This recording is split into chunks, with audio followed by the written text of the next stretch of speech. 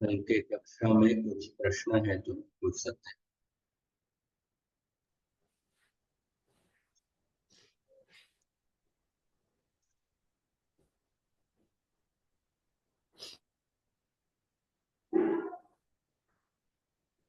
कल के कक्षा में हमने तपरस्तत् कालस्य इस सूत्र का अध्ययन किए थे और परसन्निकर्षः संहिता संहिता का अर्थ क्या होता है, वर्णों के अतिशयित सामीप्य को संहिता कहते हैं और हलोनंतरा संयोग, दो हलों के बीच में अच नहीं होगा तो उधर संयोग है। संयोग संज्ञा के बारे में हमने जाना। और सुप्तिंगंतम पदम, सुबंत और तिंगंत शब्द को पद कहते हैं। सुप के अंदर 21 प्रत्यय है, तिंग के अंदर जो 18 प्रत्यय है उसको भी हमने जाना। प्रभु जी, एक सवाल पूछूं? हाँ, बहुत पूछिए। जो विभक्ति नहीं, सॉरी, आदि, अदेन संज्ञा और अदेन संधि, उसमें क्या फर्क है? ये एक जो बुक आपने रेकमेंड किया था ना, उसमें लिखा है दोनों अलग अलग, तो समझ में नहीं आया। हम लोग ने कल जो पढ़ा वो संज्ञा था ना। क्या अलग अलग है? अदेन अदेन संज्ञा, गुण, अदेन गुणः संज्ञा और अदेन गुणः संधि। अदेन गुण ये संज्ञा सूत्र है। अदेन गुण ये गुण क्या होता है, गुण आ ये वो गुण संज्ञा, गुण संज्ञा को कहता है अदेन गुण। दूसरा सूत्र आद गुण है, वो गुण संधि सूत्र है। वो आद गुण का सूत्र अभी तक पढ़े नहीं। अदेन गुण है, ये गुण क्या होता है, what is the meaning of the word गुण, उसके लिए संज्ञा सूत्र है। वृद्धि राधैच, ये वृद्धि संज्ञा को डिफाइन करने का सूत्र है वृद्धि राधैच। इसके अलावा आद गुण है, वृद्धि रेची सूत्र है, वो संधि सूत्र है।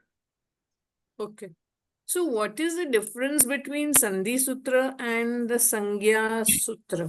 संज्ञा सूत्र इज बेसिकली डिफाइंस द या पर्टिकुलर टर्मिनोलॉजी। संज्ञा मीन्स पारिभाषिक शब्द, व्याकरण के अंदर कुछ पारिभाषिक शब्द है। So उस शब्दों aden का guna means जो अंदर वर्ण है, that is गुण, the guna. गुण इज अ संज्ञा, इज अ पारिभाषिक शब्द, इट्स अ टेक्निकल वर्ड। गुण क्या होता है व्याकरण के अंदर, दैट वर्ड गुण इज डिफाइंड बाय अदेन गुण। गुण इंडिकेट्स द थ्री लेटर्स, आ ये वो, तीन अक्षरों को गुण कहते हैं। संधि सूत्र इज अ पर्टिकुलर, संधि मीन्स व्हाट, वर्ण विकार, वर्णों का परिणाम होना। संधि, संधि के बारे में हमने कहा, वर्णों का परिणाम होना। सो वर्णों का कैसे परिणाम होता है, किस स्थिति में परिणाम होता है, उसका निमित्त क्या होता है, उसके बारे में जो विधि संधि सूत्र में बताया जाता है। ठीक है, Yes. तो आज हम आगे जाते हैं।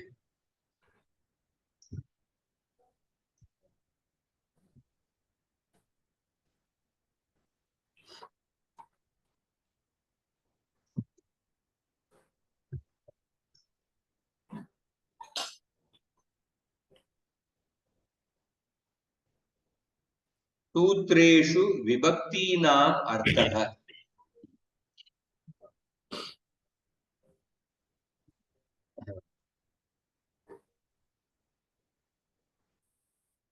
म्यूट में रहिए, जब क्वेश्चन पूछना है उस समय पूछना, पर अदरवाइज कीप योरसेल्फ म्यूट। तो सूत्र के अंदर विभक्तियों का अर्थ क्या है? तो मैं राम शब्द का टेबल में भेजा था, प्रथमा विभक्ति से सप्तमी विभक्ति तक। रामः रामौ रामाः, रामम रामौ रामाण। सो प्रथमा से सप्तमी विभक्ति तक है और संबोधन विभक्ति एक्स्ट्रा।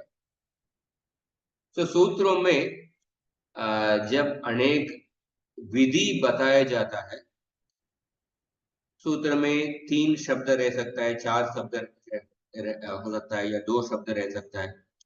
उस शब्दों को प्रथमा विभक्ति या द्वितीय विभक्ति या तृतीय विभक्ति, इस अलग अलग विभक्तियों को उपयोग करके सूत्र बनाया हुआ है।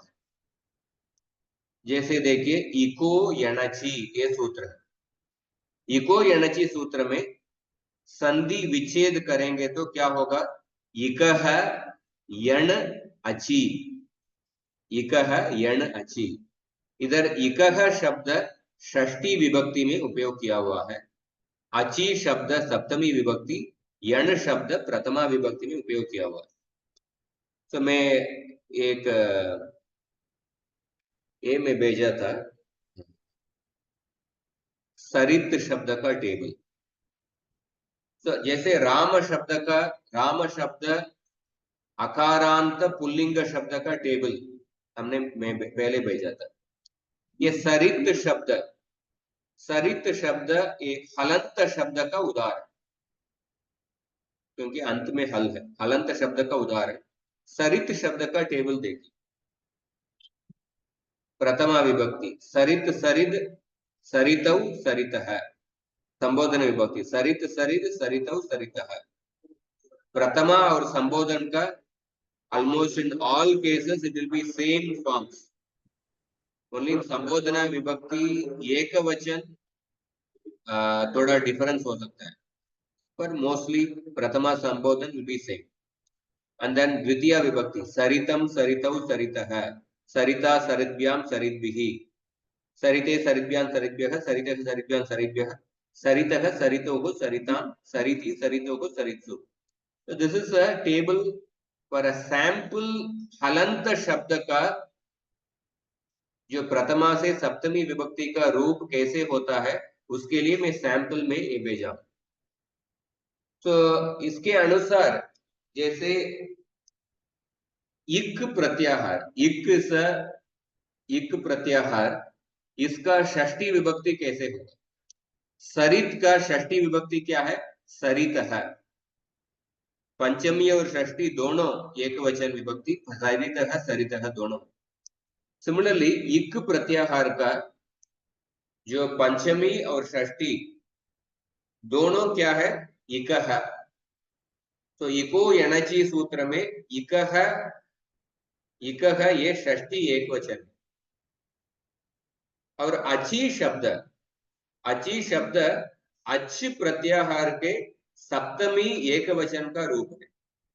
जैसे सरित का सरिति है सप्तमी एक वचन, उसी तरह अच्छ शब्द का सप्तमी एक वचन सरिति।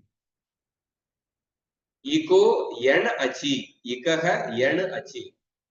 यण प्रत्याहार इज आल्सो हलंत शब्द। यण प्रत्याहार के प्रथमा एक वचन का रूप यण ही है।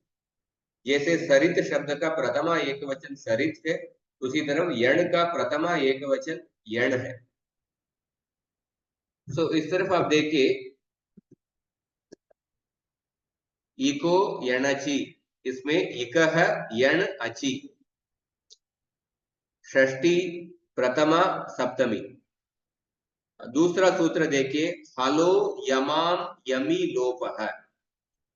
इधर पहले संधि विच्छेद करेंगे तो क्या होगा?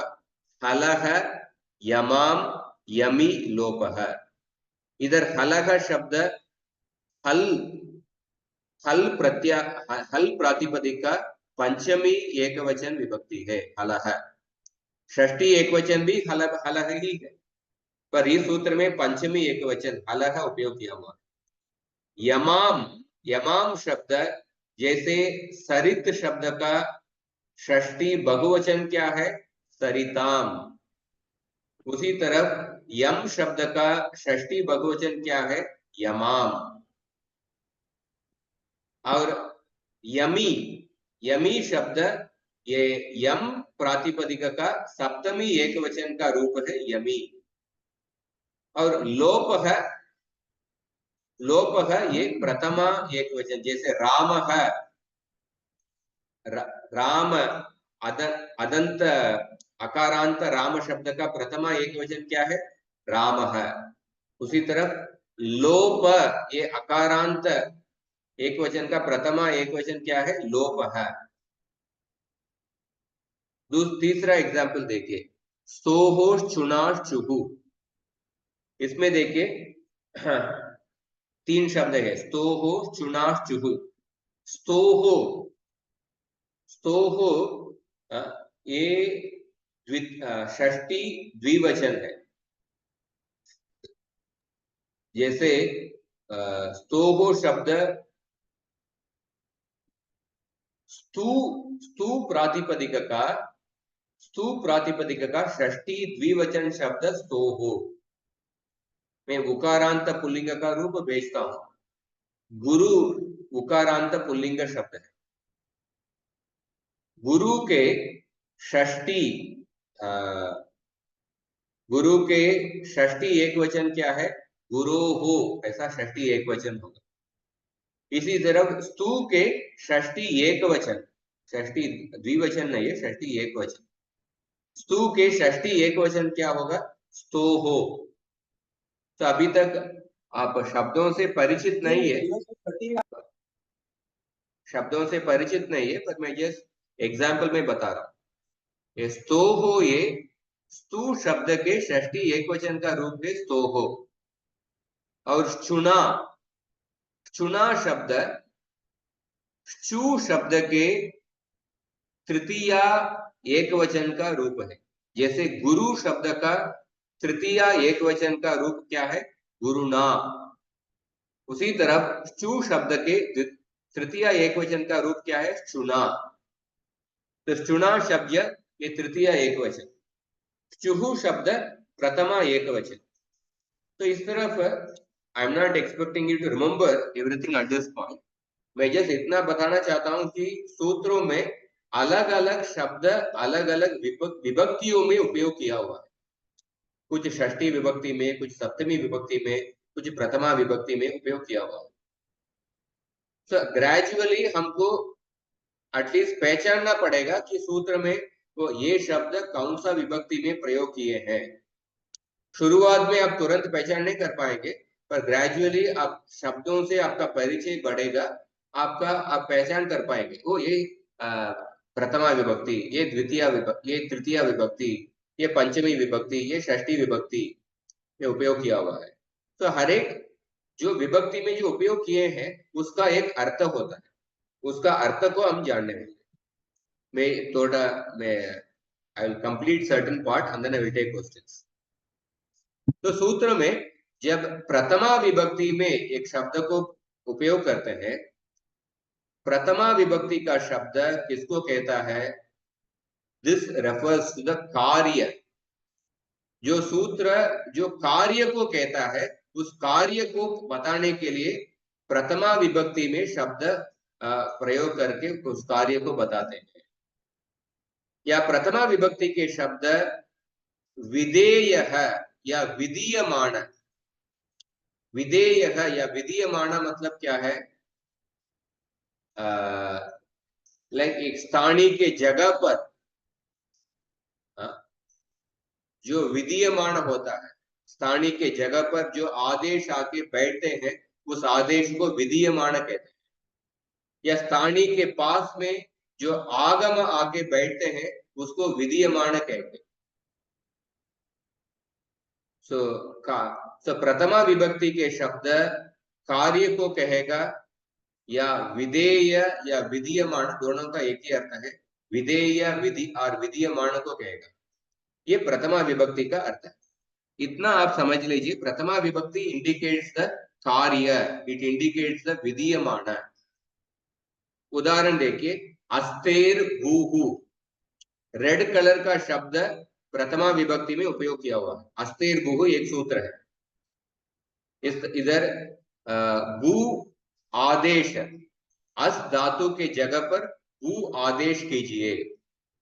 तो भू इज द कार्य और विधीयमान, तो देयरफॉर इसको प्रथमा विभक्ति में प्रयोग किया। इक है यण अची, इक के स्थान पर यण आदेश कीजिए, यण प्रत्याहार के वर्णों का आदेश कीजिए, इसीलिए यण प्रत्याहार को प्रथमा विभक्ति में उपयोग किए। वृद्धि रेचि, वृद्धि ही एचि, हाँ, वृद्धि करना है। सो वृद्धि इज द कार्य विच इज इंडिकेटेड, इसलिए इसको वृद्धि ही प्रथमा विभक्ति में उपयोग किया है। सो हरि शब्द का प्रथमा विभक्ति क्या है? हरि ही। इकारांत शब्द का प्रथमा विभक्ति हरि ही। उसी तरह वृद्धि का प्रथमा विभक्ति क्या है? वृद्धि ही। त्यदादीनाम अह, इधर अह शब्द प्रथमा विभक्ति में उपयोग किया हुआ है। जैसे राम प्रथमा विभक्ति, इसलिए अकारांत शब्द का प्रथमा विभक्ति अह। सो अह इज द विधीयमान, इज द कार्य, आदेश। सो आगम, आगम को भी प्रथमा विभक्ति में ही बताते हैं, क्योंकि आगम भी विधीयमान है। यदि तो नुम धातु को, नुम आगम को कहा हुआ है।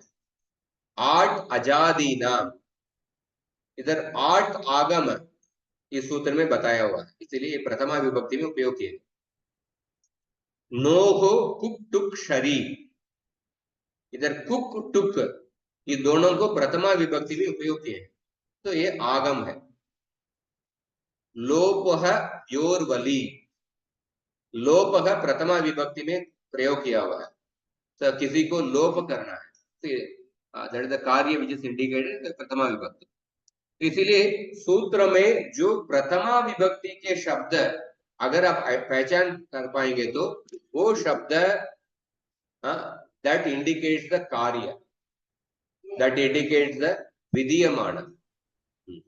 तो इसीलिए आपको प्रथमा विभक्ति का शब्द पहचानना पड़ेगा। तो अकारांत शब्द का प्रथमा विभक्ति राम है। सो आकारांत शब्द का प्रथमा विभक्ति कैसा होगा? वो अलग से होगा। रमा शब्द का प्रथमा विभक्ति रमा ही रहेगा। हरि शब्द का प्रथमा विभक्ति हरि ही, इकारांत शब्द का। गुरु शब्द का प्रथमा विभक्ति गुरुहु। हलंत शब्द का प्रथमा विभक्ति, सरित का प्रथमा विभक्ति क्या है? सरित। तो जब किसी का साउंड आ रहा है, आप थोड़ा ध्यान से म्यूट रख सकते हैं।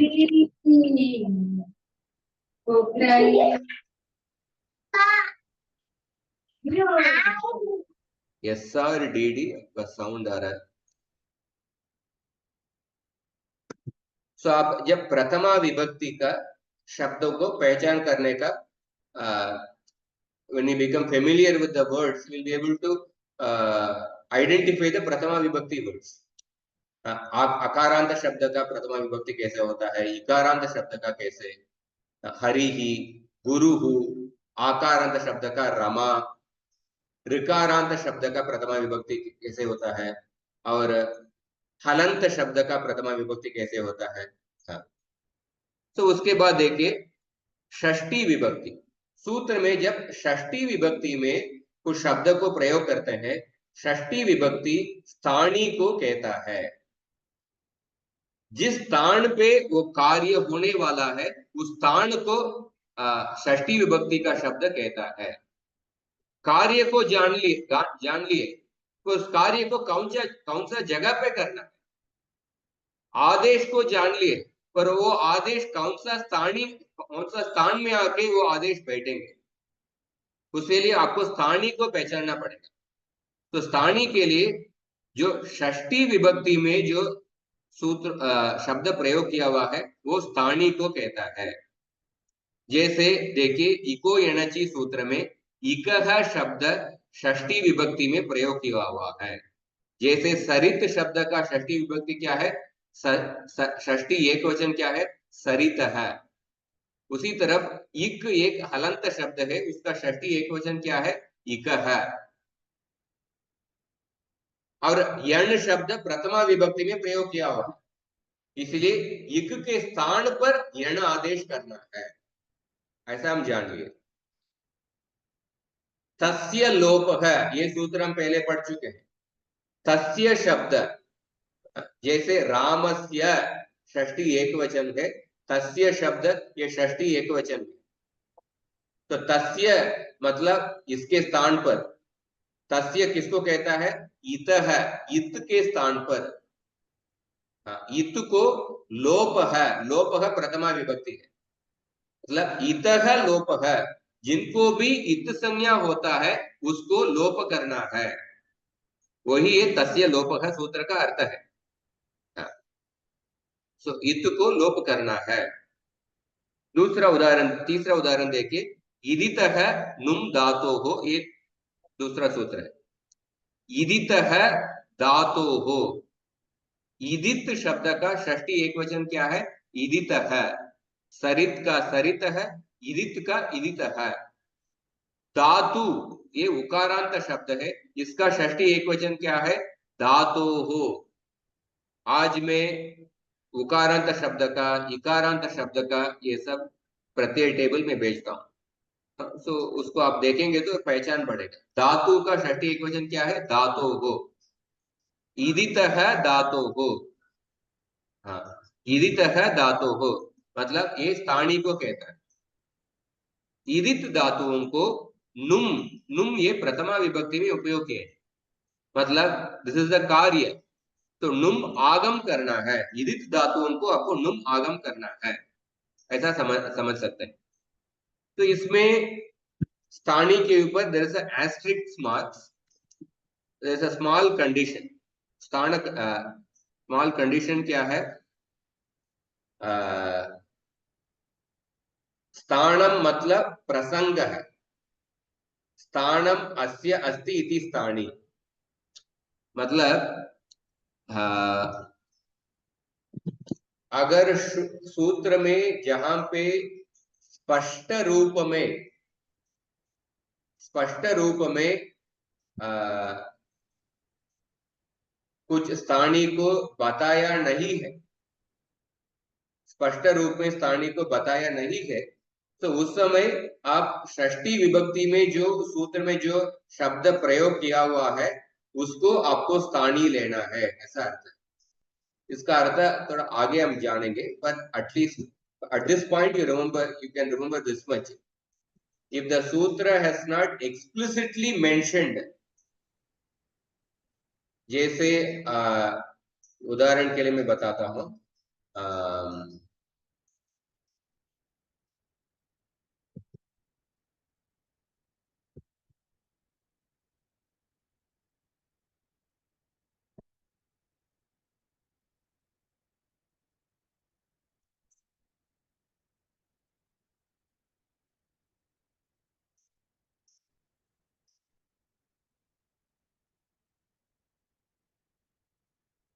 षष्ठी स्थानीय योग, उदाहरण के लिए तद्दितेषु चामादेहे, ऐसा एक सूत्र है। इस तद्दितेषु चामादेहे, इस सूत्र में there is a explicit mention of the स्थानी। सो ऐसा कुछ सूत्र रहता है, उसमें एक्सप्लिसिटली कहां पे कार्य करना है ऐसा एक्सप्लिसिटली मेंशन किया हुआ। तो जहां पे एक्सप्लिसिटली स्पष्ट रूप में ऐसा बताया नहीं है, उधर षष्ठी विभक्ति को शब्द को आपको स्थानी लेना चाहिए, ऐसा अर्थ है। तो षष्ठी स्थानी, षष्ठी विभक्ति, और एट दिस पॉइंट इतना समझ लीजिए कि सूत्र में षष्ठी विभक्ति में जो शब्द प्रयोग किया हुआ है वो स्थानी को कहता है, इतना समझ लीजिए। और उसके बाद सूत्र में जो सप्तमी विभक्ति में जो शब्द प्रयोग करते हैं, वो सप्तमी विभक्ति परनिमित्त को कहता है। परनिमित्त मतलब स्थानी के तुरंत बाद क्या होना चाहिए उसको परनिमित्त कहते हैं।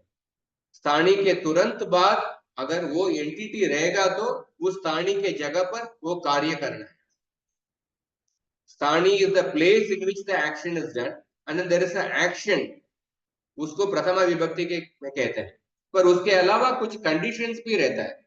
इस स्थान पे आपको इस कार्य करना है, प्रोवाइडेड ये कंडीशन फुलफिल होगा तो उसको निमित्त कहते हैं। वो निमित्त परनिमित्त हो सकता है या पूर्व निमित्त हो सकता है। हाँ, परनिमित्त हो सकता है, पूर्व निमित्त हो सकता है। तो सप्तमी विभक्ति में जो शब्द है वो परनिमित्त को कहता है।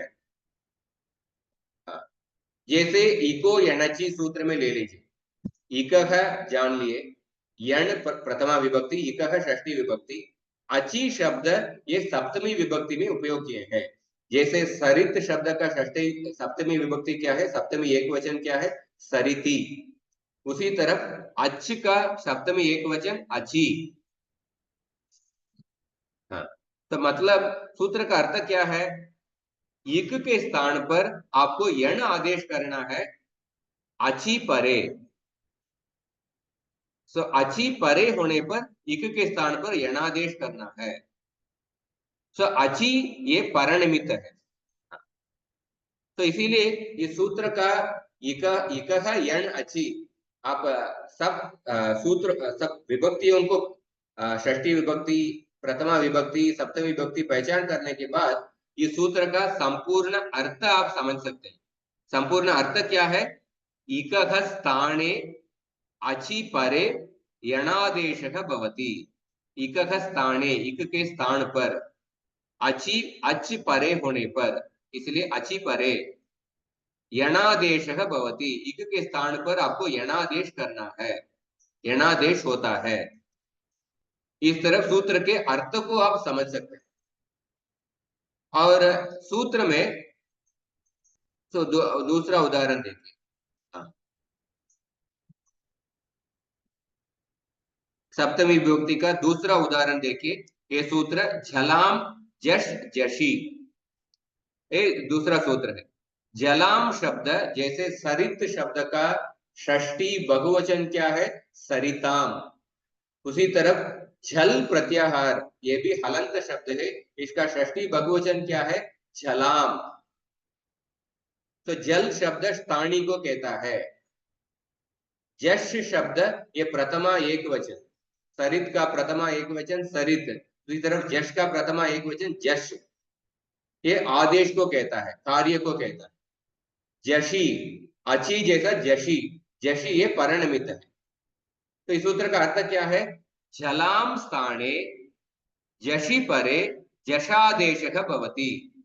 जलाम स्थाने, जल, जल मतलब जल प्रत्याहार, ऐसा बोलने के समय तुरंत आपके एक सेकंड के अंदर आपके मन में जल के अंदर क्या क्या वर्ण है, आपके मन में वो कैमरा इमेज आना चाहिए।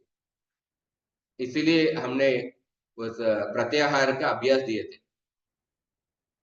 अगर मन में तुरंत नहीं आएगा तो थोड़ा प्रैक्टिस का जरूरत है, बस थोड़ा आगे आ जाएगा।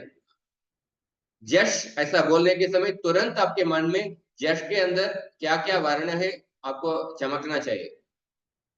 हाँ, तो जश, जल के बाद जश वर्ण परे होने पर, जल के स्थान पर, सर जल के स्थान पर जशी परे जश आदेश होता है। तो झश और जश का वेद समझ लीजिए। झश प्रत्याहार में क्या क्या वर्ण है, और जश प्रत्याहार अल्प प्राण जश, झश प्रत्याहार और जश प्रत्याहार, तो वेद समझ लीजिए। और सूत्र में अगर पंचमी विभक्ति में जो शब्द प्रयोग किए हैं, पंचमी विभक्ति पूर्व निमित्त को कहता है। उस स्थानी के पहले क्या कंडीशन, निमित्त मतलब कंडीशन, स्थानी के पहले क्या कंडीशन होना चाहिए, वो पूर्व निमित्त को पंचमी विभक्ति शब्द कहता है। जैसे उदाहरण देखिए, युष्मदस्मद्भ्याम, ये ब्रैकेट में दिया हुआ है, युष्मदस्मद्भ्याम व्यसोभ्यम, व्यसोभ्यम इस सूत्र युष्मदस्मद्भ्याम या अनुवृत्ति से आ रहा है। संपूर्ण इस सूत्र के संपूर्ण अर्थ को पहचानने के लिए जो अनुवृत्ति से, अनुवृत्ति मतलब पिछले सूत्रों से कुछ शब्द अनुवृत्ति से आता है, इट इज कैरीड फॉरवर्ड। अनुवृत्ति मतलब गेटिंग कैरीड फॉरवर्ड। जो युष्मद अस्मद्भ्याम अनुवृत्ति से आया हुआ है, तो संपूर्ण सूत्र क्या है, युष्मद अस्मद्भ्याम व्यसोभ्यम। इसमें व्यसः शब्द, तो व्यसः संधि होके व्यसो ऐसा हुआ है, व्यसः भ्यम, व्यसः भ्यम का संधि होके व्यसोभ्यम हुआ। व्यसः शब्द षष्ठी विभक्ति में उपयोग हुआ। सो और व्यम शब्द प्रथमा विभक्ति में, और युष्मद अस्मद व्याम ये शब्द ये पंचमी द्विवचन है। जैसे रामात रामाभ्याम रामेभ्यः, रामात रामाभ्याम रामाभ्याम जैसे पंचमी द्विवचन है, उसी तरह युष्मद अस्मद्भ्याम पंचमी द्विवचन है। तो ये युष्मद अस्मद्भ्याम ये पूर्व निमित्त को कहता है। मतलब व्यस के युष्मद अस्मद्भ्याम परस्य व्यसः स्थाने व्यम आदेशः भवति। युष्मद अस्मद्भ्याम परस्य मतलब युष्मद अस्मद के बाद व्यस होने के समय उस व्यस के स्थान पर व्यम आदेश होता है। ये सूत्र का अर्थ है। तो इस तरह हमने ये 4 इंफॉर्मेशन समझ ली। सूत्र में जो प्रथमा विभक्ति का शब्द, षष्ठी विभक्ति का शब्द, सप्तमी विभक्ति और पंचमी विभक्ति का शब्द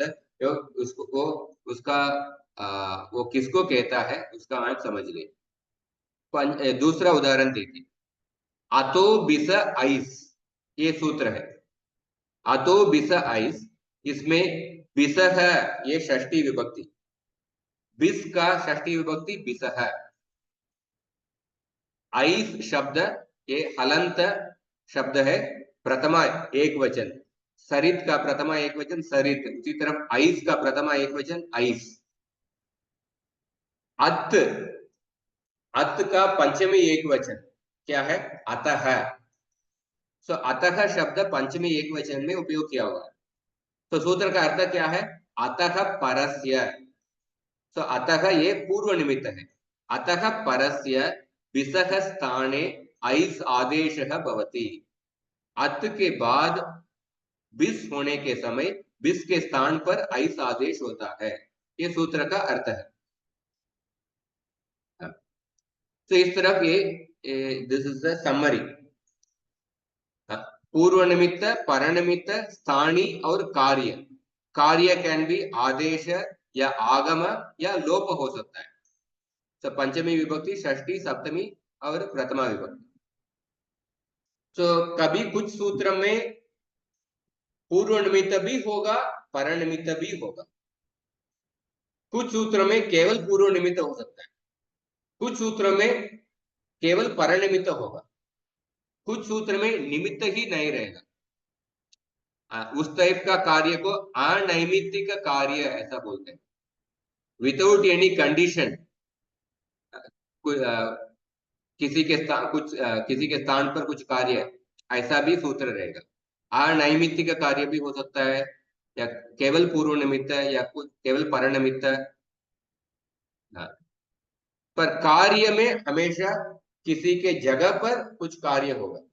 कार्य में 2 चीज आवश्यक है, कौन सा कार्य और वो कार्य किस स्थान पर होगा, एटलीस्ट 2 चीज आवश्यक है। पर पूर्व निमित्त परनिमित्त कहीं 2 भी हो सकता है, कभी 1 भी हो सकता है, कभी दोनों भी नहीं हो सकता है। इस तरफ ये है। तो ये जो 4 विधि में बताया हूं, जिसको 4 सूत्रों में 3 सूत्रों में बताया गया। षष्ठी स्थाने योगा, षष्ठी स्थाने योगा 1149, ये सूत्र ये षष्ठी विभक्ति में जो शब्द प्रयोग हुआ है वो स्थानी को कहता है। अनिर्धारित संबंध विशेषाम षष्ठी स्थाने योगा बोध्या। अनिर्धारित संबंध विशेषा मतलब जब सूत्र में स्पष्ट रूप में स्थानी को न कहा हुआ है, उस समय षष्ठी विभक्ति स्थानी को कहता है, ऐसा। तस्मिन् इति निर्दिष्टे पूर्वस्य, सप्तमी विभक्ति परनिमित्त को कहता है, सिंपल मीनिंग है। सप्तमी निर्देशेन विधीयमानं कार्यं वर्णांतरेण अव्यवहितस्य पूर्वस्य बोध्यम। सप्तमी विभक्ति से जो शब्द प्रयोग किया हुआ है, उसके तुरंत पहले कार्य को करना पड़ेगा। मतलब सप्तमी विभक्ति इज द परिणमित। सप्तमी विभक्ति जो शब्द प्रयोग हुआ है उसके तुरंत पहले कार्य करना है, मतलब सप्तमी विभक्ति इज द परिणमित। और तस्मादित उत्तरस्य, इसका अर्थ क्या है? पंचमी निर्देशेन विधीयमानं कार्यं वर्णांतरेण अव्यवहितस्य परस्य बोध्यम। पंचमी विभक्ति से जो शब्द प्रयोग किया हुआ है उसके तुरंत बाद कार्य करना है, मतलब उसके तुरंत बाद स्थानीय होता है। दैट मीन्स पंचमी विभक्ति शब्द इज द पूर्व निमित्त। सो प्रथमा के लिए एक्सप्लिसिटली सूत्र is not mention, but we learn from the व्याख्या।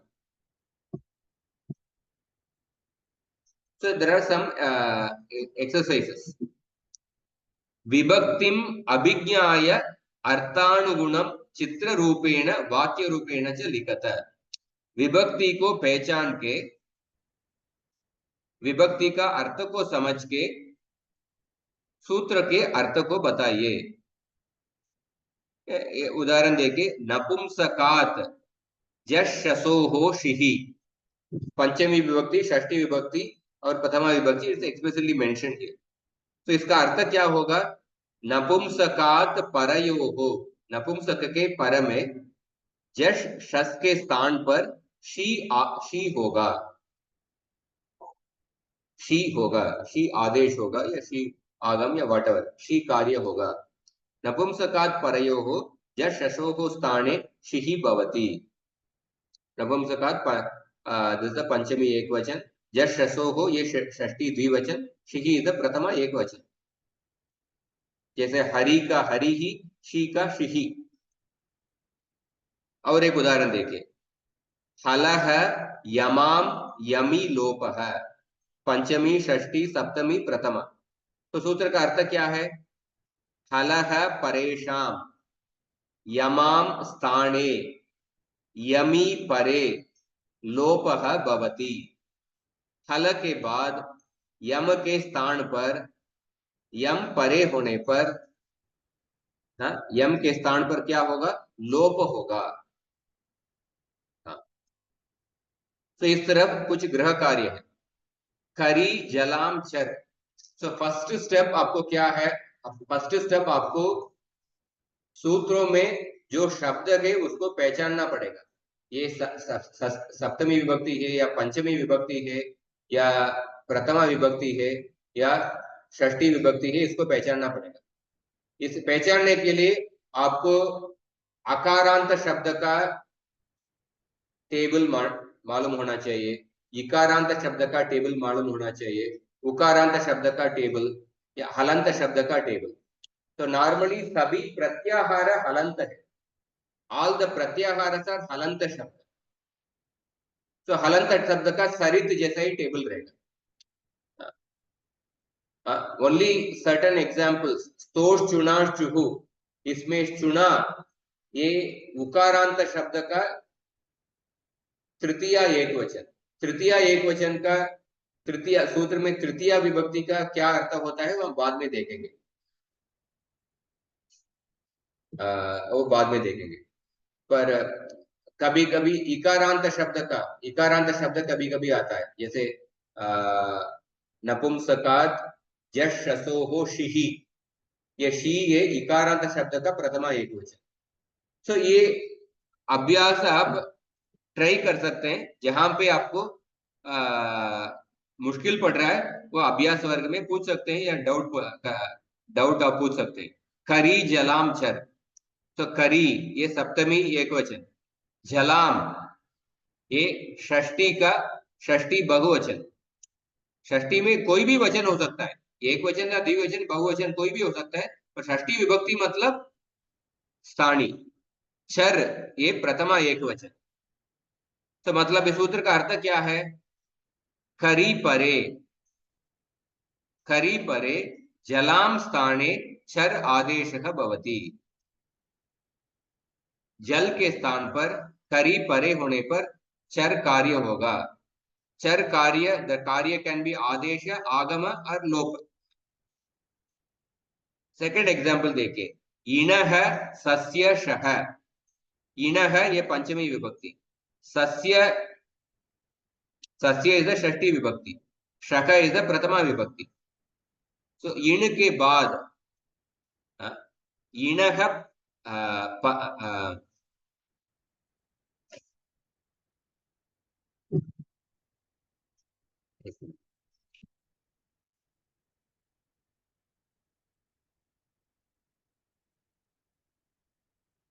इणः इणः परस्य, इण के बाद सकार के स्थान पर शकार आदेश होगा, शः भवति। यरः अनुनासिके अनुनासिकः, यरः षष्ठी विभक्ति है, अनुनासिके अनुनासिके, जैसे राम शब्द का सप्तमी एकवचन क्या है, रामे। अनुनासिकः ये प्रथमा एकवचन है।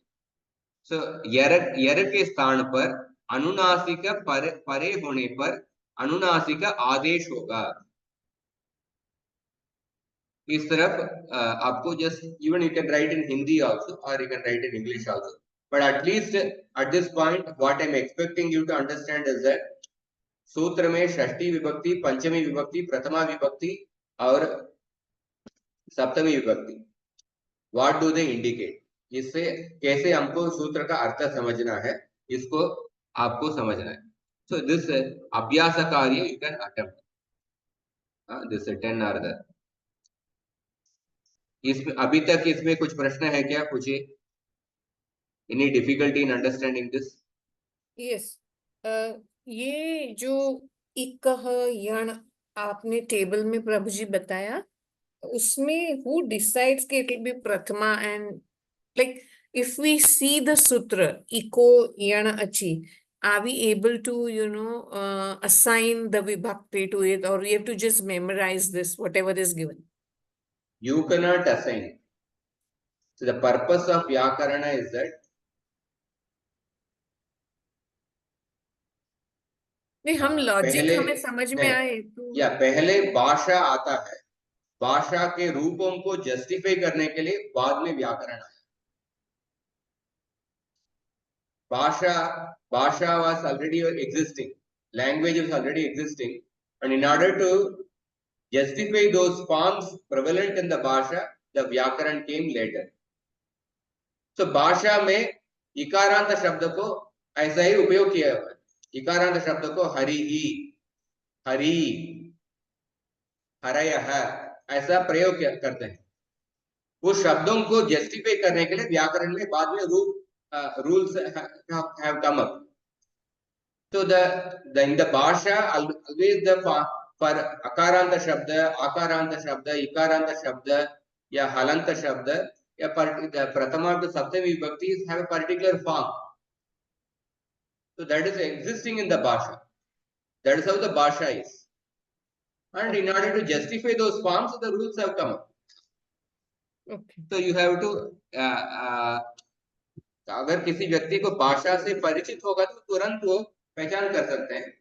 Normally the natural way to learn the language is that पहले हम भाषा को सुनते हैं, उसके बाद आप बोलना चालू करते हैं, व्याकरण को बाद में सीखते हैं। उसी तरफ हमने सभी मातृभाषा को सीखे। yes. हाँ, तो पर हम हमारे पास इसलिए हम दोनों का साइमल्टेनियसली चालू किए हैं। नॉर्मली संस्कृत संभाषण भाषा से परिचित होने के बाद में हम व्याकरण सीखेंगे। सो अभी जब भाषा से जब परिचित है, आपको तुरंत वो form, you will be able to identify those forms. Those forms are like that only, that is how the forms are prevalent in the भाषा। ओके सर, दूसरा सवाल कि हम लोग जो ये प्रथमा जो सुना है हमेशा कि इट डिफाइंस कर्ता, यानी वो कर्ता होता है प्रथमा विभक्ति, तो यहाँ कार्यम का मतलब क्या हुआ? या इसीलिए व्यवहार में जो अर्थ है, प्रथमा विभक्ति कर्ता, द्वितीय विभक्ति कर्म, तृतीय विभक्ति इंस्ट्रूमेंट, करण, ऐसा अर्थ होता है। पर व्याकरण के अंदर प्रथमा विभक्ति का ये अर्थ है। तो within the world of व्याकरण there is a different meaning only. व्यवहार में जो अर्थ है वो अलग है, और व्याकरण के अंदर जैसे मैं कल बताया था, गुण शब्द का व्यवहार में गुण मतलब क्वालिटी, हाँ। पर व्याकरण के अंदर गुण शब्द का अर्थ है अदेन गुण है, आ ये वो। हम्म। हाँ, जैसे व्याकरण के अंदर दूसरा अर्थ है। Okay. So like there may be many other examples also. Sometimes certain certain words, कुछ शब्दों का नॉर्मल सोसाइटी में कुछ अर्थ होगा, पर वही शब्दों को एक क्रिमिनल इंटेलिजेंस डिपार्टमेंट के अंदर वही शब्दों का दूसरा अर्थ हो सकता है। क्रिमिनल इंटेलिजेंस डिपार्टमेंट में थोड़ा कोड वर्ड से वो बात करेंगे, वही शब्दों का उन्होंने दूसरा अर्थ, उन्होंने they must have given different meaning. So वो उसी तरह अगर कुछ कॉलेज में, अगर कुछ कॉलेज में उन्होंने, जैसे कुछ कॉलेज में नॉर्मल व्यवहार में कुछ अर्थ होता है कुछ शब्दों का, कुछ कॉलेज के अंदर वही शब्दों का उन्होंने दूसरा अर्थ दिए रहेंगे। तो समझ लीजिए व्याकरण के अंदर प्रथमा विभक्ति मतलब ये, षष्ठी विभक्ति का मतलब स्थानीय। ठीक है। और हर एक सूत्र का इस तरह से है, हाँ, विच एवर ऑल द विभक्ति का अलग अलग सूत्र होगा। या व्याकरण it's not that all the विभक्तिस आर यूज्ड, द्वितीय विभक्ति इज नॉट यूज्ड, तृतीय विभक्ति इज यूज्ड, चतुर्थी विभक्ति इज नॉट यूज्ड, द्वितीय चतुर्थी का सेपरेट ऐसा सूत्र नहीं है, it's not indicating something. Normally ये कार्य मीन्स व्हाट, योर स्थानी is required and paranamita purunamita is required, the karya is required. Okay. So therefore he has chosen 4 vibhaktis. हाँ, और तृतीय विभक्ति का एक अर्थ होता है, वो हम बाद में जानेंगे, बाकी विभक्ति उपयोग नहीं किए। ठीक है, हम आगे जाते हैं। अभी मैं इको एनर्जी सूत्र का मैं बताता हूँ। तो इको एनर्जी सूत्र, इकः स्थाने यण स्यात् अचि संहितायां विषये। तो मैं कल में बताया था संहिता, जहां पे संहिता होता है उधर ही संधि कार्य हो सकता है, ऐसा मैं बताया था। क्यों ऐसा बताया? क्योंकि Yes. सभी संधि के सूत्र संहिता अधिकार के अंदर है।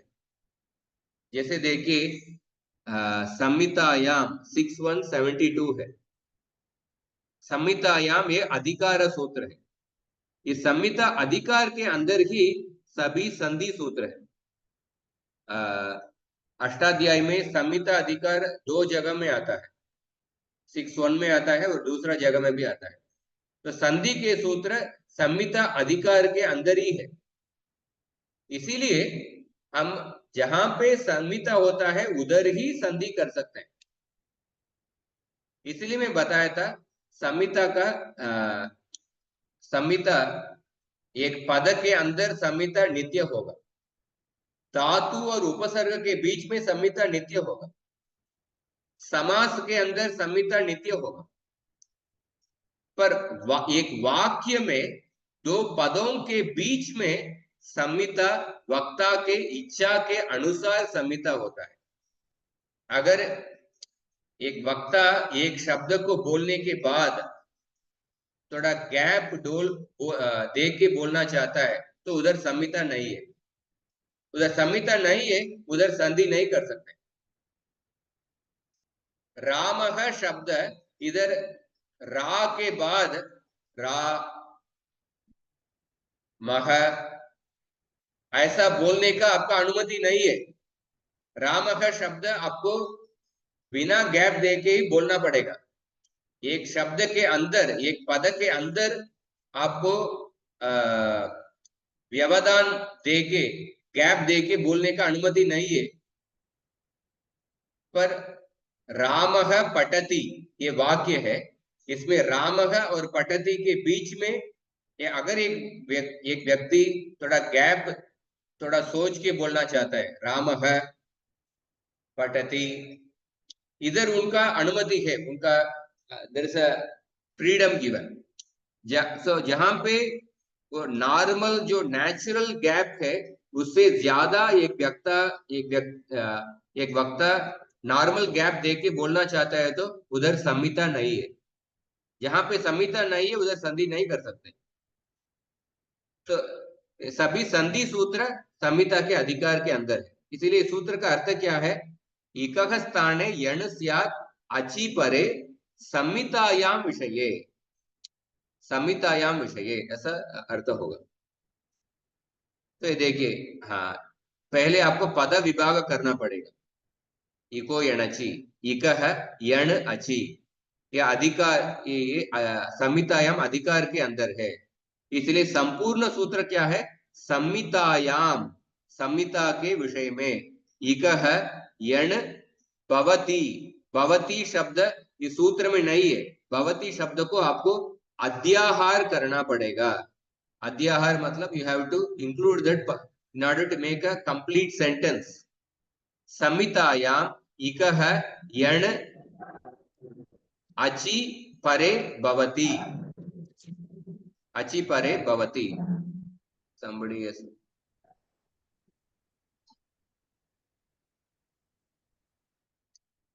संहिता के विषय में इक के स्थान पर यण आदेश होगा अचि परे होने पर। ये संपूर्ण सूत्र है। तो सूत्र के विभक्ति हम समझ सकते हैं। संहितायाम, संहितायाम ये सप्तमी एक वचन है। सो इकः स्थाने अचि परे यणादेशः भवति।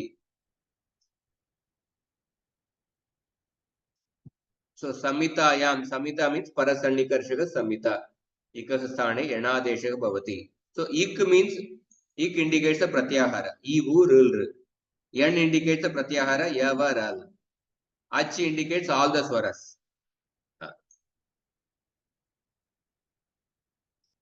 So इसमें देखिए eco यणचि, in this ik and ach, they both are avidiyamana. Yan is the vidiyamana, because yan is the adesha, that is the vidiyamana. Therefore yan will not include the all the savarnas of yan. But ik and ach, they are avidiyamana, and they are avidiyamana an, they are within the an pratyahara. They are within the an pratyahara and they are avidiyamana. Therefore ik will indicate all the savarnas. So I का सारे सवर्ण 18 सवर्ण, उ का सारे 18 सवर्ण, र का सारे 30 सवर्ण, they will also be included. अचि परे, अच का सभी all the savarnas will be included. So इधर देखिए, इकः स्थाने यण स्यात् इत्युक्ते इकारस्य स्थाने वकारः भवितुम् अर्हति वा, ऋकारस्य स्थाने यकारः भवति वा। तो इक के स्थान पर यण आदेश होगा ऐसा कह लिया। तो इक में 4 वर्ण है, यण में 4 वर्ण है। सभी इकार के स्थान पर कौन सा वर्ण आदेश करना है? यकार आदेश करना है या वकार आदेश करना है या रेफ या लकार? या इकार के स्थान पर वकार आदेश कर सकते हैं क्या? या ऋकार के स्थान पर यकार आदेश कर सकते हैं क्या? सो अभी ये सवाल उठ रहा है। इक में जो वर्ण है उस वर्ण के स्थान पर यण में तो 4 वर्ण है, उसमें से कौन सा वर्ण का आदेश करना है, ये सवाल है। इसके लिए अभी एक सूत्र है स्थानेन्तरतमः। चौथा सूत्र सीख रहे हैं आज, स्थानेन्तरतमः। सूत्र का अर्थ क्या है? प्रसंगे सति सदृशतमः आदेशः स्यात्। प्रसंग मतलब क्या है? प्रसंग मतलब ये जो स्थिति, इक के स्थान पर यण में कौन सा वर्ण, 4 ऑप्शंस अवेलेबल है। ये 4 वर्णों में से हमको कौन सा वर्ण को चूज करना है। अभी एक प्रसंग हो गया। प्रसंग मतलब there is we are put in dilemma, out of the 4 which वर्ण to be chosen. There are multiple options are available, उसको ही प्रसंग कहते हैं। जब प्रसंग होने पर हमको कौन सा वर्ण को चूज करना है? सदृशतम वर्ण को चूज करना है। सदृशतमः आदेशः स्यात्। सदृशतम मतलब क्या है? सदृशतमः इत्युक्ते द मोस्ट सिमिलर। सदृशतमः इत्युक्ते अतिशयेन सदृशः। अतिशयेन सदृशः, द क्लोजेस्ट ऑप्शन। सदृशतम इज नॉट सदृशतम means the closest option, the most similar, ऐसा बोल सकते हैं। सो प्रसंगे सति मीन्स व्हाट? एकस्य स्थानिनः अनेक आदेश प्रसक्तौ। When multiple adeshas are possible in one sthani, that is the prasanga, that is the dilemma. उस समय among the multiple options you have to choose the sadrishatama option. तो सदृशतम ऑप्शन and किसके आधार पर उस सदृशतम option को choose करना है? On what basis the सदृशतम option should be chosen? So उसके लिए बताया गया है वर्णयोः परस्परम सदृशम कथम, हाउ टू चूज द सदृशतम ऑप्शन।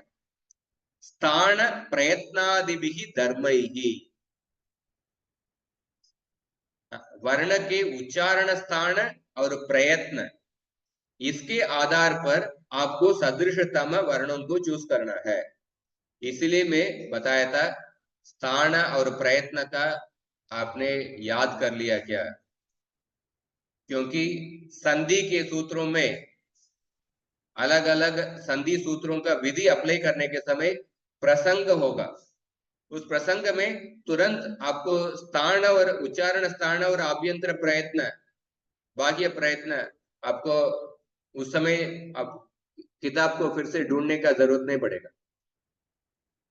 ज्ञान मतलब आपके कंठ में होना चाहिए। कल भी माताजी वो श्लोक बताए थे सुभाषित। अगर आप दुकान में कुछ खरीदने के लिए जा रहे हैं, खरीद लिए, उन्होंने बोले कि ये 500 रुपया है, पर आपने पर्स लेके आने के लिए भूल गए, पर दुकान वाला पूछ रहे एटलीस्ट जी पे में कर दीजिए, पर आप मोबाइल लेके आने के लिए भी भूल गए या एटीएम कार्ड लेके आने के लिए भी भूल गए। सो उस समय आपके घर पे पैसा है, बैंक अकाउंट में पैसा है, वो पैसा उस दुकान में काम पे आएगा क्या? उधर उस संदर्भ में काम में नहीं आएगा। उसी तरह किताब में जो ज्ञान है उस संदर्भ में काम में नहीं आएगा। आपको कंठ में उस ज्ञान होना चाहिए, कंठस्थ। सो जब प्रसंग होता है, when there is a संधि सूत्र you are applying, उस समय मल्टीपल ऑप्शंस आर पॉसिबल। उसको एक ऑप्शन को चूज करना है, उसके लिए सदृशतम वर्णों को चूज करना है। किस आधार पर? स्थान और प्रयत्न के आधार पर चूज करना है। तो आपको तुरंत स्थान, हर एक वर्ण का स्थान प्रयत्न आपके मन में होना चाहिए, तो कि तुरंत आपको चूज कर सकते हैं। सो आप देखिए इक प्रत्याहार के अंदर ई उ ऋ, इनका उच्चारण स्थान क्या है? तालु, ओष्ठव, मूर्धा, दंत। यण आदेश करना है, इसमें 4 ऑप्शन है। हर एक का उच्चारण स्थान क्या है? तालु, वकार से दंतोष्टम, मूर्धा, दंत। सो अभी ऊ के स्थान पर यण आदेश करना है, मतलब ऊ के स्थान पर यणादेश करना मतलब सबसे सदृशतम वर्ण क्या होगा? वकार ही होगा। तो सदृशतमः इत्युक्ते विद्यमानेषु आदेशेषु यः अत्यन्तं सन्निहितः सः। Among the possible adeshas, that which is the closest adesha, that is the sadrishatama. उच्चारण स्थानादिकं समानं भवेत् इति नियमः नास्ति। The ucharana sthana should be the same ucharana sthana. In that way there is no niyama. Because ऊ का उच्चारण स्थान क्या है? ओष्ठव। पर य व र ल में किसी का भी उच्चारण स्थान ओष्ठव नहीं है, केवल वकार का सबसे क्लोजेस्ट है, इसका उच्चारण स्थान दंतोष्टम है। ओष्ठ और दंत है, this is the closest to the उकार, द उच्चारण ऑन द बेसिस ऑफ उच्चारण स्थान। पर बाकी तीनों वर्ण का उच्चारण स्थान बिल्कुल अलग है, इसलिए ऊ का सबसे सदृशतम वर्ण क्या है? वकार ही है उच्चारण स्थान के बेसिस पर। इसलिए उकार के स्थान पर क्या आदेश होगा? यणादेश, मतलब वकार आदेश ही होगा। इकार के स्थान पर यणादेश करना है, मतलब कौन सा ऑप्शन होगा? यकार ही होगा, क्योंकि इकार का उच्चारण स्थान तालु है, वकार रेप और लकार का उच्चारण स्थान बिल्कुल अलग है, पर यकार का उच्चारण स्थान तालु है। तो देयरफॉर यकार इज द सदृशतम वर्ण फॉर इकार। इकार के स्थान पर यकार आदेश होगा। ऋकार के स्थान पर यकार आदेश हो सकता है क्या? ऋकार के स्थान पर क्या वकार आदेश हो सकता है क्या? लकार आदेश हो सकता है क्या? नहीं। ऋकार का सदृशतम वर्ण क्या है? रेप ही है। मूर्धा के स्थान पर मूर्धा आदेश। लकार के स्थान पर ये दंत्य वर्ण है, इसके स्थान पर सबसे सदृशतम वर्ण क्या होगा? लकार के स्थान पर क्या आदेश होगा? लकार आदेश होगा, इसका दंत है। सदृशतम वर्ण लकार ही है, वकार का दंतोष्टम है। यकार रेप का तो तालु और मूर्धा बिल्कुल भिन्न है। इस तरफ सदृशतम वर्ण मतलब क्लोजेस्ट वर्ण, और क्लोजेस्ट वर्ण जिसके आधार पर पहला आपको उच्चारण स्थान को देखना है। उच्चारण स्थान को देख के that is the first level condition, that is the first level closeness. पर उच्चारण स्थान को देखने के बाद भी अगर प्रसंग होगा तो, उच्चारण स्थान के आधार पर देखने के बाद भी प्रसंग होगा तो उसका एग्जाम्पल आगे देखेंगे। First level you see the उच्चारण स्थान, there are suppose there are 6 options are there, so then among the 6 you first see the उच्चारण स्थान। उसके आधार पर जब सदृशतम वर्ण देख रहे हैं, पर उसके बाद भी आपको 3 ऑप्शन आ रहा है, तो उसके तो फिर से प्रसंग है।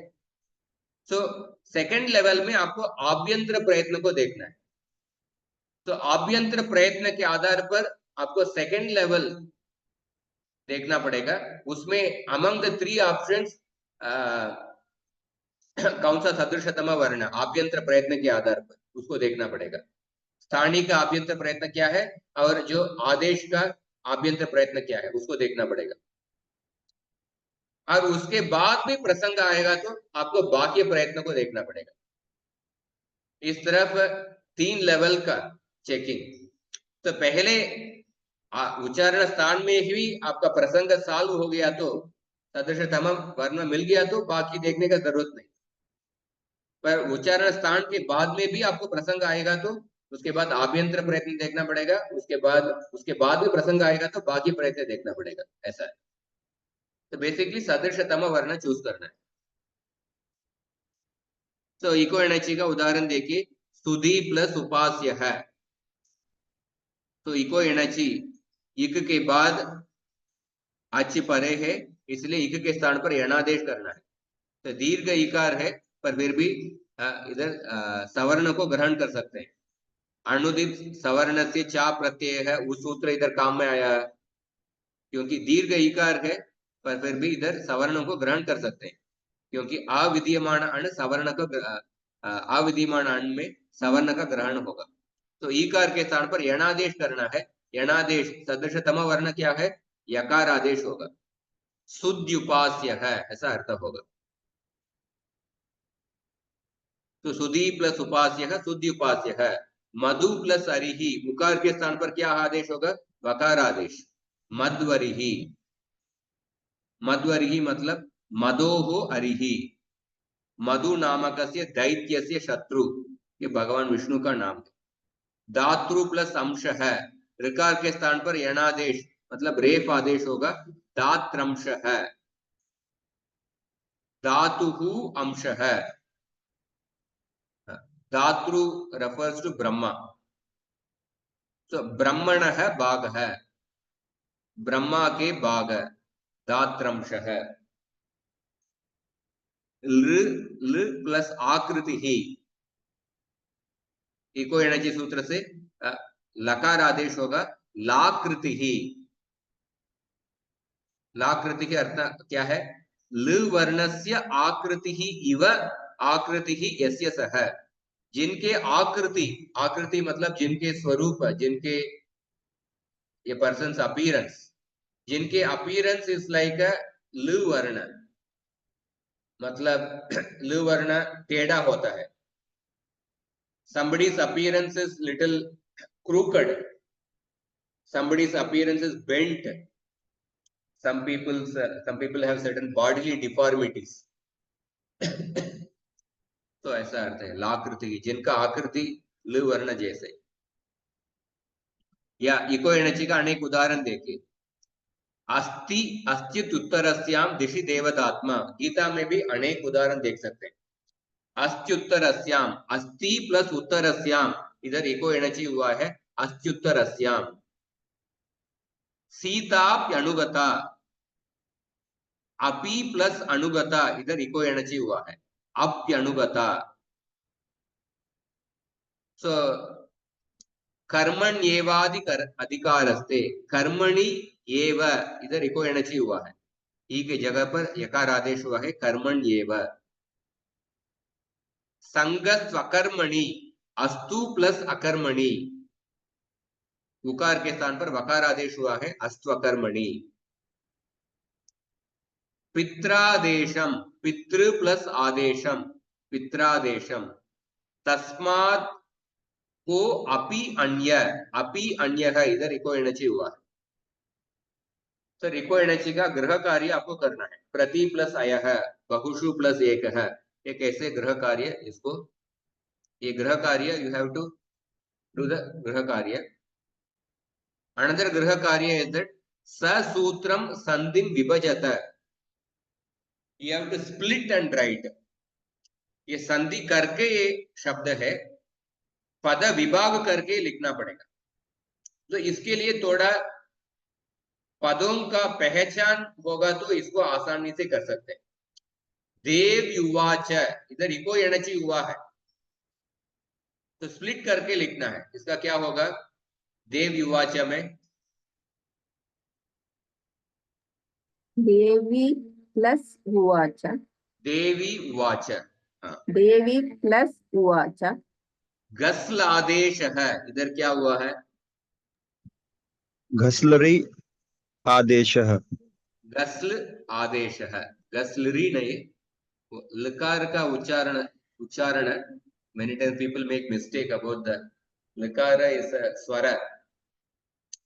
I have sent group में वर्णों के उच्चारण के बारे में एक छोटा सा प्लेलिस्ट में भेजा हूं, उसमें अंतिम वीडियो में देखिए लकार का कैसे उच्चारण करना. गस्ल आदेश है. गुरु अष्टकम, इसको कैसे करेंगे? गुरु प्लस अष्टकम, गुरु अष्टकम. तो इस तरफ सभी गृह कार्य कीजिए. गृह कार्य इसको अगर सूत्र का अच्छे से समझ लीजिए तो आपको 2 मिनट का काम है बस. पर गृह कार्य करेंगे तो आपको the sutra will register in your mind. So और 2 सूत्र में आपको आज पढ़ते हैं, उसके बाद हम समाप्त करते हैं. So eco energy we are going very slow actually. Eco energy आज किए हैं. इको एनर्जी के बाद दूसरा संधि देखिए, ये जो यवायावः.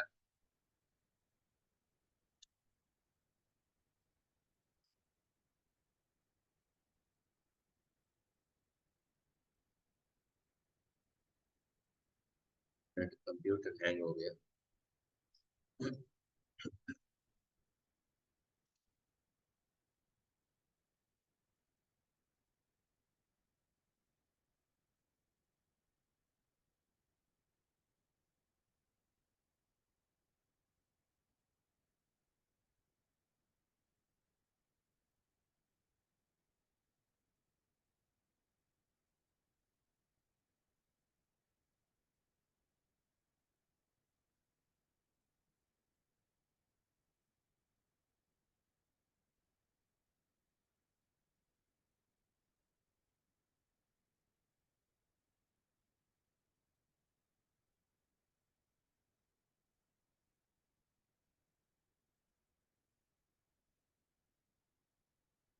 एचो यवायावः ये सूत्र देखते हैं।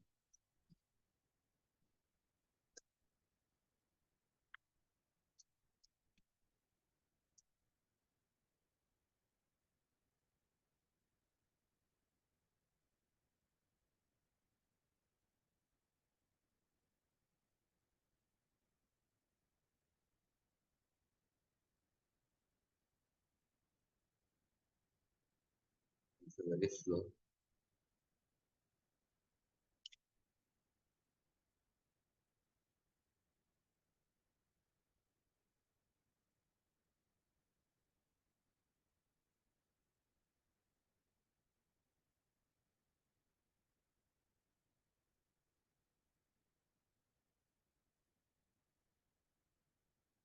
तो एचो यवायावः ये सूत्र देखिए। एच वर्णानां स्थाने संहितायां स्वरे परे ऐ औ आय् आव् एते आदेशाः भवन्ति। एचो यवायावः ये सूत्र पहले सूत्र का पदच्छेद करना पड़ेगा। एचः ये षष्ठी एकवचन है, सरित का षष्ठी एकवचन सरित है, एच का एच है।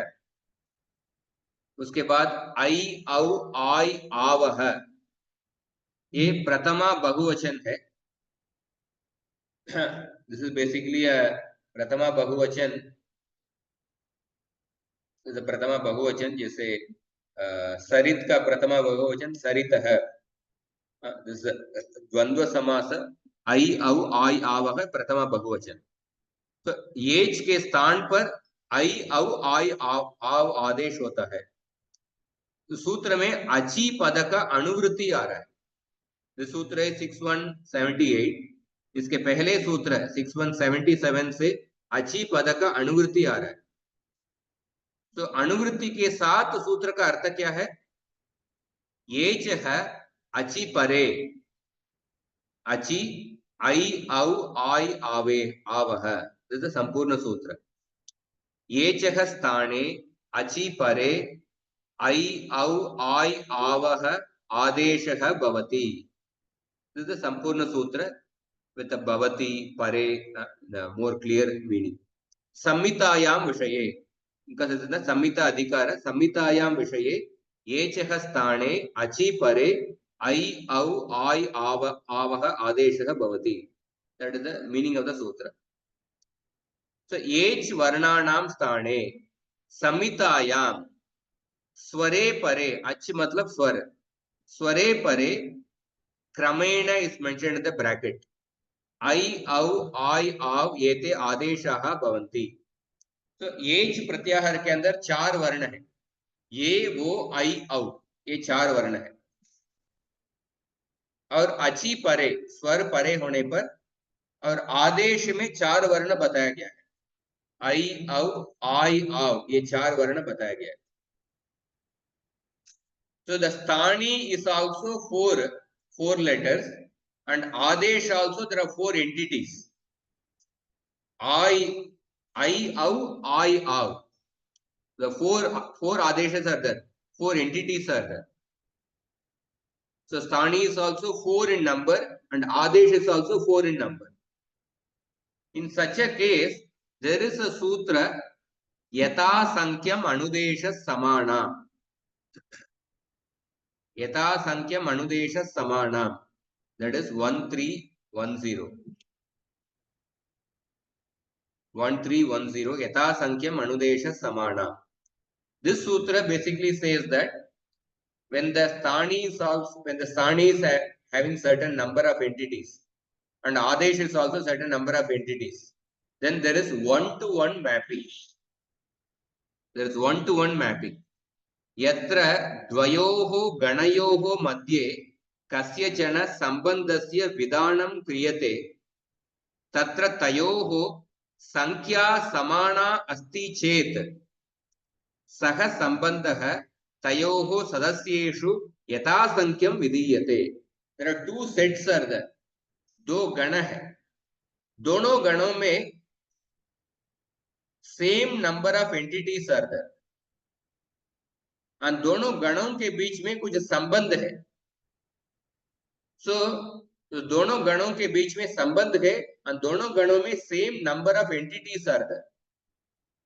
जो वो संबंध 1-to-1 संबंध रहेगा, मतलब प्रथम गण का पहला एंटिटी का संबंध वो द्वितीय गण का पहला एंटिटी से संबंध होगा, प्रथम गण का द्वितीय एंटिटी का संबंध द्वितीय गण का दूसरा एंटिटी से संबंध होगा। इसको ही यथासंख्यम अनुदेश समानम ये सूत्र कहता है। इधर येचो यवायावः, येच प्रत्याहार में 4 एंटिटी है, ये वो आई औ, और आदेश में भी there are 4 entities are there, I आव 4 entities are there। तो इधर इसीलिए क्या होगा, ये के स्थान पर तो there will be 1-to-1 mapping. ये के स्थान पर आई आदेश होगा, वो के स्थान पर औ आदेश होगा, आई के स्थान पर आय आदेश होगा, औ के स्थान पर आव आदेश होगा। तो इधर आपको स्थानेत्रतम का उपयोग करने का जरूरत नहीं, और स्थानेत्रतम also you can use it जहां पे उच्चारण स्थान और उसके बाद आप प्रयत्न के बारे में आपको सदृशतम वर्ण को चूज करना है। और इधर आदेश में देखिए, आदेश इज नॉट 1 वर्ण, आदेश इज अ सेट ऑफ वर्णस। आई में 2 वर्ण है, औ में 2 वर्ण है। So Adesh is not a single varna. There are 2. It's basically वर्ण समुदाय। पर इस वर्ण समुदाय में जितना 4 एंटिटी है उतना ही स्थानी में भी 4 एंटिटी है, इसलिए इधर 1-to-1 मैपिंग कर सकते हैं। तो डायरेक्टली ये के स्थान पर आई, वो के स्थान पर औ, आई के स्थान पर आई और औ के स्थान पर आव आदेश। किस सूत्र की सहायता से? यथासंख्यम अनुदेश समानम, इस सूत्र की सहायता से। So this is a येचो यवायावः, इस सूत्र से समाप्त करते हैं। उदाहरण देखिए, ची धातु है, ची धातु के बाद अणीयर प्रत्यय है। तो पहले ची को कुछ सूत्र से छे ऐसा कार्य हो गया, इसको अभी नहीं देख रहे। ची को छे हो गया सार्वधातु का अर्धातु के सूत्र से। अभी छे के बाद अणीयर है। अभी इस सूत्र का कंडीशन है ये के बाद अच है, इसलिए ये जो यवायावा का सूत्र अप्लाई कर सकते हैं। संहिता है, क्यों संहिता है और चे के बाद अच है, इसलिए ये के स्थान पर आई आदेश करना है। तो चे ये के स्थान पर आई आदेश होगा, इसलिए चयनीय ऐसा रूप होगा। वणे प्लस इति, तो पहले एकार के बाद अच है, इसलिए एकार के स्थान पर क्या होगा? आई आदेश होगा, वर्ण आई इति। उसके बाद कुछ दूसरा कुछ कार्य होता है, स्टेप। ओकार के स्थान पर भू प्लस अणीयर, भू प्लस अणीयर, पहले सार्वधातु का अर्धातु के सूत्र से भो हो गया। उसके बाद वो के स्थान पर अकार है, ये जो यवायावा का सूत्र इधर अप्लाई कर सकते हैं। वो के स्थान पर औ आदेश होगा, इसलिए भवनीय ऐसा रूप हो गया।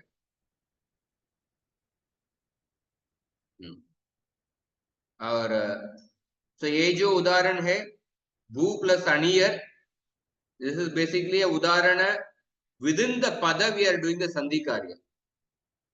भू और अणीयर, भू प्लस अणीयर, भू इज नॉट अ सेपरेट पद, अणीयर इज नॉट अ सेपरेट पद। भू इज दस धातु, अणीयर एक प्रत्यय है, तो एक पद के अंदर संधि कार्य का उदाहरण है। पर वणे प्लस इति, ये 2 पदों के बीच में ये संधि कर रहे हैं। वणे एक पद है, इति एक दूसरा पद है, वणे और इति दोनों पद के बीच में संधि कर रहे हैं, उसका उदाहरण है। तो इस तरह साधो प्लस इति, 2 पदों के बीच में ये संधि कर रहे हैं, ओकार के स्थान पर औ आदेश। और दूसरा ची प्लस नूल प्रत्यय, इसमें नूल प्रत्यय में कुछ परिवर्तन होके अक हो गया, वो सब कार्य नहीं बता रहा हूं। और ची को अचुम नीति सूत्र से चई हो गया। अब चई और अक इस स्थिति में देखिए, आईकार के बाद स्वर है, एच के बाद स्वर है, आयकार के स्थान पर आय आदेश होगा, इसलिए चायक ऐसा रूप बन गया। वंदई प्लस इति, आयकार के बाद या स्वर है, इसलिए आयकार के स्थान पर आय आदेश। ये दो पदों के बीच में उदाहरण है। उसी तरफ बहु प्लस अक, औकार का आव आदेश, भावक ऐसा रूप। इस तरफ हमने ये चो यवायावह ये सूत्र सीख लिया। इस सूत्र के साथ साथ यथा संख्यम अनुदेश समानाम ये सूत्र भी हम सीख लिया। ये चो यवायावह, आप सूत्र को आप अष्टाध्यायी सहज बोध प्राप्त नहीं किए हैं तो आप प्राप्त कर लीजिए, नहीं तो मैं उदाहरण ये अष्टाध्यायी वेबसाइट में भी आपको दिखाया हो, आपको नोट कर सकते हैं। अष्टाध्यायी सहज बोध में सेकंड अध्याय में संधि का जो अध्याय में ये सूत्र को देख सकते हैं, ये चो यवायावह। दूसरा एग्जाम्पल्स भी दिया गया है, पर ऑलरेडी आई एक्सप्लेन्ड इट। इको तो आज के कक्षा में हमने सूत्र में विभक्ति के अर्थ को जान लिए। षष्ठी स्थाने योगा तस्मिन् इति निर्दिष्टे पूर्वस्य तस्मादिति उत्तरस्य, ये तीन सूत्र समझ लिए। उसके बाद इको यणचि सूत्र को समझने के लिए स्थानेन्तरतमः ये सूत्र को समझ लिए। सदृशतम वर्ण प्रसंग के होने के बाद समय सदृशतम वर्ण को हमको चूज करना है, उसके बारे में हमने जाना। उसके बाद येचो यवायावह और यथा संख्यम अनुदेश समानाम ये सूत्र को भी हम जान लिया। इसे मैं समाप्त करता हूँ, कुछ प्रश्न है तो पूछिए।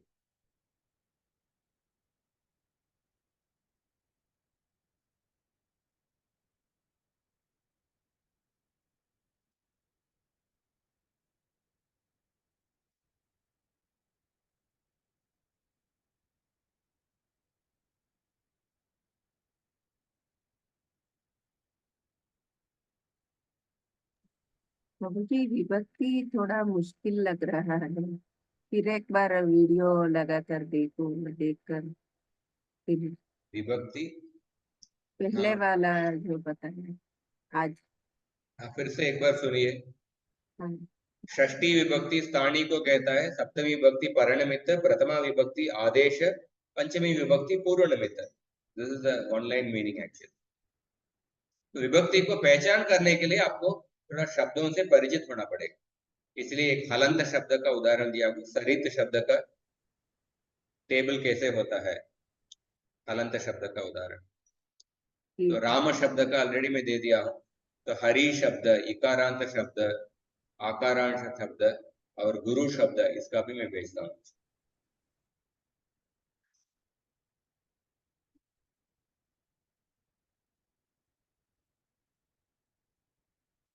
ठीक है, आज समाप्त करते हैं। एक बार माहेश्वर सूत्र उच्चारण करेंगे। आई उन ऋल ऋग ये वो आई औच हयवरट लण यमगणनम झबै खडदश जबगडदश कफ चट तच टतौ कपै शशसर हल इति माहेश्वराणि सूत्राणि।